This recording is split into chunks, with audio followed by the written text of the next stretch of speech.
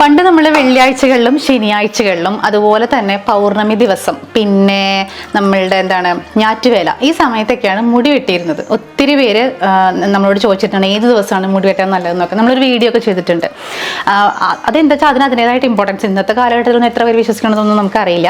എന്ത് തന്നെ ആയാലും മുടി എന്ന് പറയുന്നത് ശരീരത്തിൻ്റെ ഒരു എനർജി റിസർവോയർ ആണെന്ന് പറയും. നമ്മൾ മുടി വെട്ടുമ്പോൾ നമുക്കറിയാം നമ്മുടെ മുടി കൊഴിയുന്ന എപ്പോഴാണ് നമുക്ക് ധാതുക്ഷയം ഉണ്ടാകുമ്പോൾ ബലക്ഷയം ഉണ്ടാകുമ്പോൾ സർജറി കഴിഞ്ഞാൽ ഡെലിവറി കഴിഞ്ഞാൽ അല്ലെങ്കിൽ എന്തെങ്കിലും സ്ട്രെസ് ഉണ്ടെങ്കിൽ ഓർക്കക്കുറവുണ്ടെങ്കിൽ വൈറ്റമിൻ ഡെഫിഷ്യൻസി ഉണ്ടെങ്കിൽ ഇതൊക്കെ കൊണ്ടൊക്കെ എന്ത് സംഭവിക്കും നമുക്ക് മുടി കൊഴിച്ചിലുണ്ടാകും. അപ്പം മുടിയുള്ള ആളുകൾ എപ്പോഴും ശ്രദ്ധിച്ചുള്ളവർക്ക് അവർ അത്യാവശ്യം എനർജി ഉള്ള അതായത് നല്ല ഊർജം വഹിക്കുന്ന ആൾക്കാരാണെന്നാണ് പറയാം. അപ്പം അങ്ങനെ ആവട്ടെ.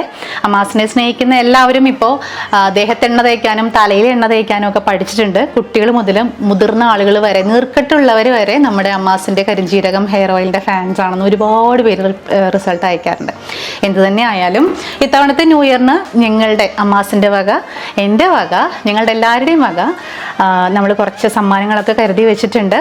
ജനുവരി 6-ാം തീയതി വരെ അമ്മാസിൻ്റെ കഴിഞ്ഞ ഒരു വർഷമായിട്ട് നിങ്ങൾ ഉപയോഗിക്കുന്ന ഏത് പ്രൊഡക്റ്റ് ആയാലും അതിൻ്റെ എല്ലാം ഉപയോഗിച്ചതിന് ശേഷമുള്ള റിസൾട്ടുകൾ റിവ്യൂസ് ഫോട്ടോസ് എല്ലാം നിങ്ങൾക്ക് അയച്ചു തരാം കേട്ടോ. ഈ മാസം ജനുവരി 6-ാം തീയതി വരെ മാത്രമേ ഉള്ളൂ. അതിനുശേഷമായിരിക്കും നമ്മൾ നറുക്കെടുപ്പിലൂടെ വിജയികളെ പ്രഖ്യാപിക്കുന്നത്. അപ്പോൾ എല്ലാവർക്കും ഹൃദയം നിറഞ്ഞ പുതുവത്സരാശംസകൾ. Thank you.